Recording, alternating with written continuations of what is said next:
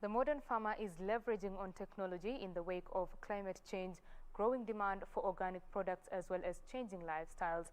According to Vitalis Wafula, a commercial director at Yara East Africa, despite increased use of fertilizer in recent years, yields are poor due to low levels of know-how on best agricultural practices among farmers, and this could be corrected through, among others, technology. Take a look. Kenya prides itself as an agriculture-driven economy. Amid the Covid-19 disruptions as well as climate change, what is the status of Kenya's food security? I'm Regina Manyara, and taking us through this conversation is none other than Vitalis Wafula, who is a commercial director of Yara East Africa. Thank you for your time, Vitalis. Now, we've talked about and we've seen what COVID-19 has done across border, across all sectors. Has this affected, Kenya's status of food security from where you sit? Thanks a lot, Regina. Yes, indeed, this pandemic, as you know, is affected literally all sectors, and agriculture is not an exception. However, I must say that to some extent, we have worked to try and ensure that the effects are not so hard hitting, because we were lucky to have imported products, fertilizer specifically, in good time for the planting season. So, and working with the government, and fertilizer was classified as an essential product. So we have continued to work with farmers while respecting, of course, the regulations on social distancing and all the other guidelines given. So what is the current status of Kenya's food security? We still have a long way to go for us to be able to produce sufficient food for both our own consumption as well as for sales.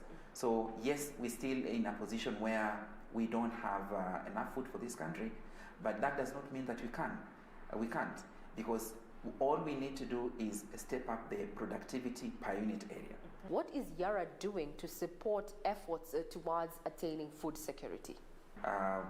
We have, as a company, been operating and producing crop nutrition products, fertilizer, for more than 120 years around the world. In Kenya, we've been operating for more than 25 years. One of the key things that we are looking at and we have been doing is we have a campaign to educate our farmers, to spread the knowledge about using the right types of fertilizer, applying the right quantities and applying at the right time. These three issues really will impact on how well our farmers can produce food in this country. So Yara invests in products in terms of the portfolio, crop-specific products, because we have proven it. We do a lot of we invest in a lot of trials and demonstrations to show our farmers really how to better produce using the right type of products, because traditionally the products that have been used in this country are to a large extent the reason why we also continue to see a situation where we are reducing productivity. What impact do you think adoption of technology within the agricultural space is going to have in boosting output? We just need to invest in the right type of technology. Look at irrigation, for example. And these kind of technologies will not only spur productivity, it will also be attractive to even the youth who traditionally have shied away from agriculture. And we see now more and more youth participating. But for example, in Yara, we have an app, a weather predicting app. It's called Farm Weather, which these are some of the tools that can help the farmers to know when should they prepare their land, when should they expect the rain. And this particular app, for example, is a hyper-local weather prediction tool. What have you done to ensure that fertilizer is accessible and affordable to that smallholder farmer? And now we have a program also that we are linking all those small agro dealers to the big distributors in the towns, to ensure that the product flows from our warehouse all the way to the last mile where the farmer actually has access to it. And access is just one. Of course, we are doing this while ensuring that the product reaches the farmer at an affordable rate. Because then, of course, there's no use if the product reaches to them and they cannot afford it. But at the same time, it's really important to emphasize that the most expensive product is that which doesn't work. So it is important that we invest in in products that actually deliver value to the farmers. Because if a farmer is able to produce with 2 bags of Yara Miller Power and Amidas, if they're able to produce 30 bags of maize in an acre, for sure they will have more money to invest in something else. What are the emerging trends, in terms of interventions as well as just tools available right now in the agricultural space? You see, there's a lot of digital application in the agricultural space. Extension, for example, traditionally extension was delivered on a one-on-one basis, but what this has changed. People now are very digital savvy. I mean, we are delivering all this farmer knowledge via digital platforms. Social media is really a very powerful tool right now for farmers as a source of information, for example. And farmers don't have to, they don't need to physically present themselves, for example, to collect even the inputs.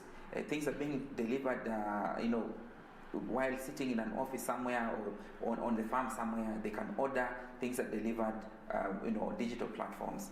Acreage under agriculture is shrinking.